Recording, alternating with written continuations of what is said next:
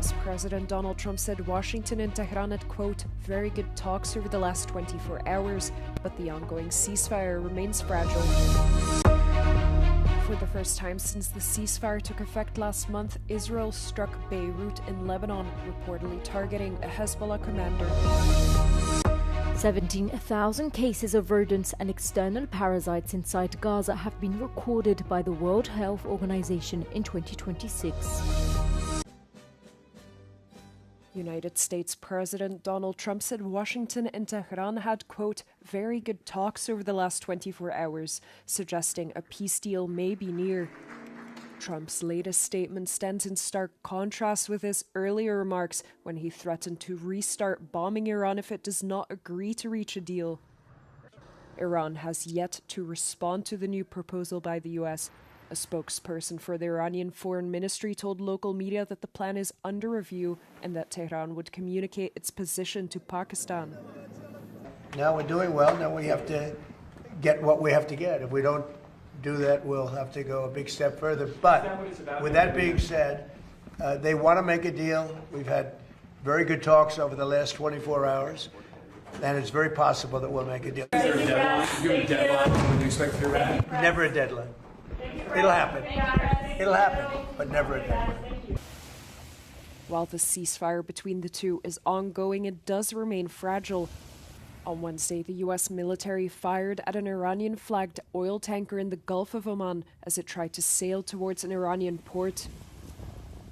Meanwhile, many commercial vessels remain bottled up in the Persian Gulf as they still cannot pass through the Strait of Hormuz. Israel struck Beirut on Wednesday, the first time it had done so since the ceasefire in Lebanon took effect last month.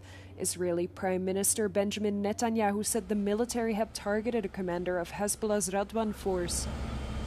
A source close to the militant group later told press agency AFP that an operations commander of the force had been killed in the strike. According to an anonymous Lebanese security source, Radwan leaders had been holding a meeting in the apartment building that was struck.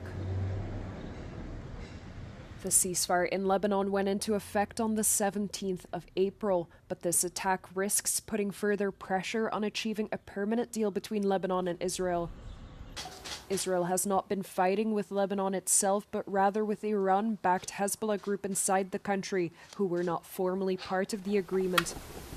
While the last Israeli strike on the Lebanese capital was early in April, Israel has continued bombing southern Lebanon since the ceasefire went into effect. Rats and parasites are spreading through Gaza's tent camps for displaced Palestinians. Since the beginning of 2026, the World Health Organization has recorded more than 17,000 cases of rodents and external parasites inside Gaza. Displaced Palestinians report of rodents gnawing through their few remaining treasured possessions.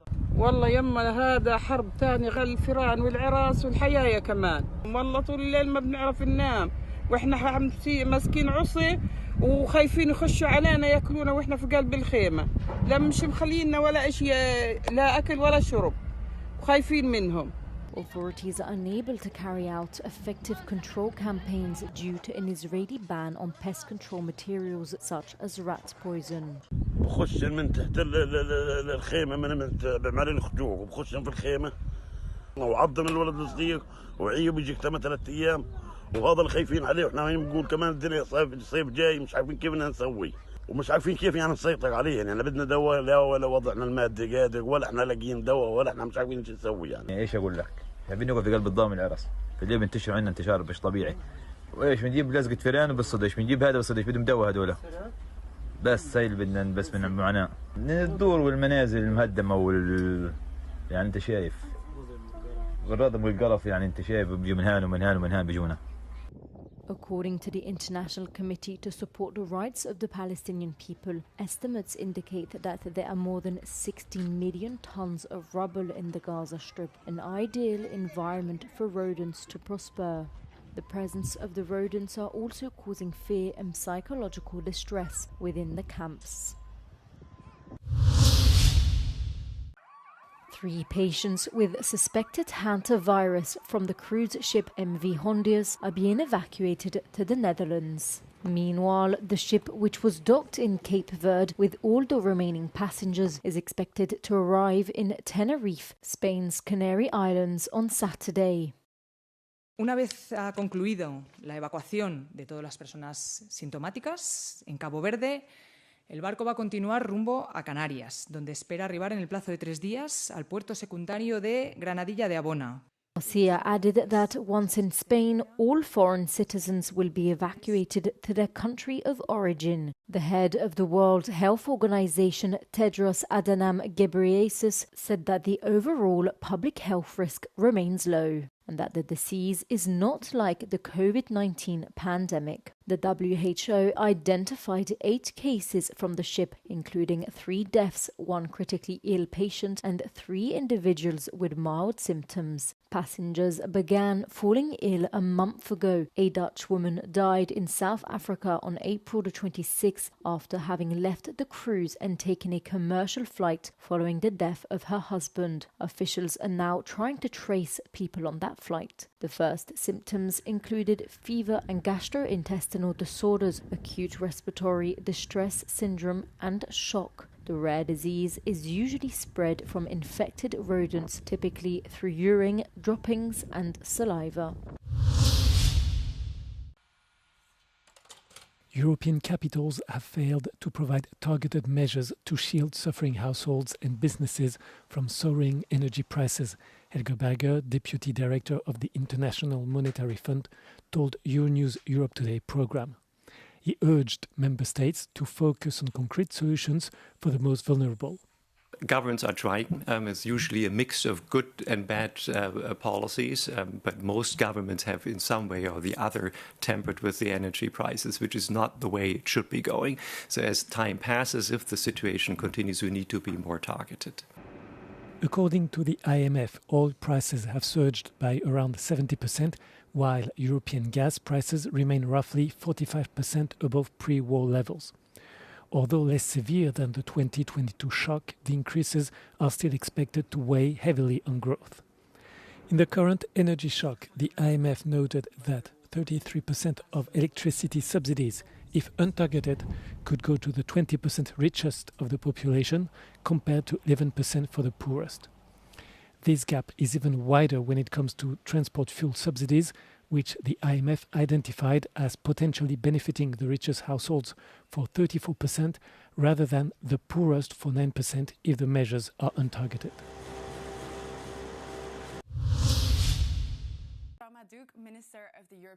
The Minister for the European Union of the Catalan government, Jaume Duch, has told Euronews that when it comes to taking a stance against criticism from Washington, Spain is more resolute in its position than the European Union.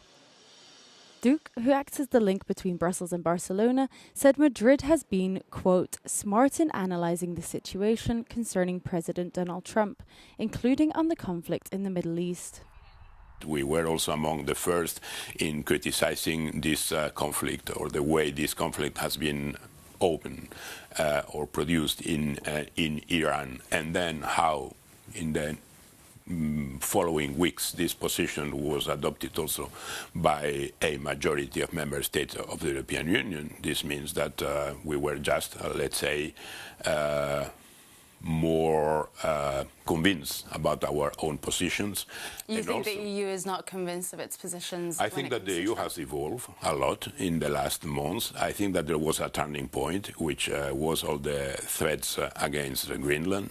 I think that this opened wide the eyes of many governments in this continent, and since then the positions have changed. Shifting the conversation of politics to a more local level, Duch argued that a closer relationship is needed between regional governments and Brussels.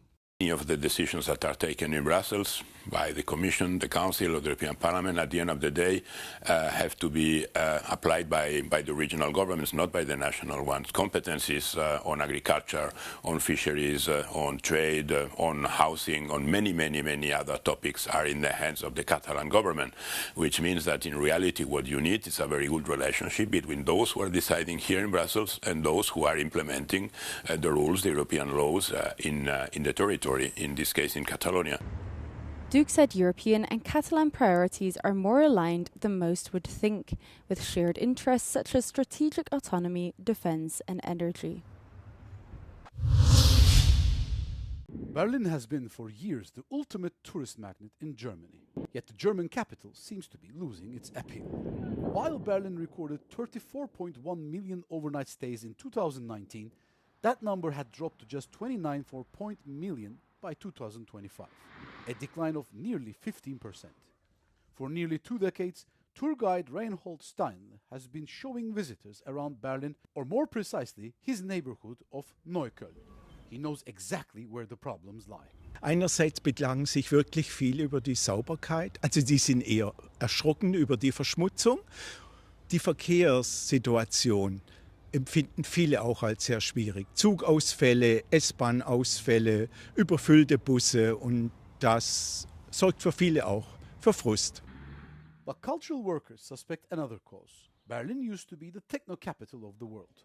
But now, more and more clubs and cultural spaces are having to close down. Ludwig Eben is also facing this problem. He runs the Humble Thane Club, but now a hotel is set to be built next door. Das Problem, wenn ein Hotel da gebaut wird, die Leute wollen auch schlafen und wenn diese Fenster in Richtung zum Club gehen, dann ist eben die Gefahr da, dass da Lärmanzeigen kommen und dass über kurz oder lang der Club schließen muss. This is a problem that affects roughly half of Berlin's clubs, in similar or different forms, as the Club Commission interest group recently warned.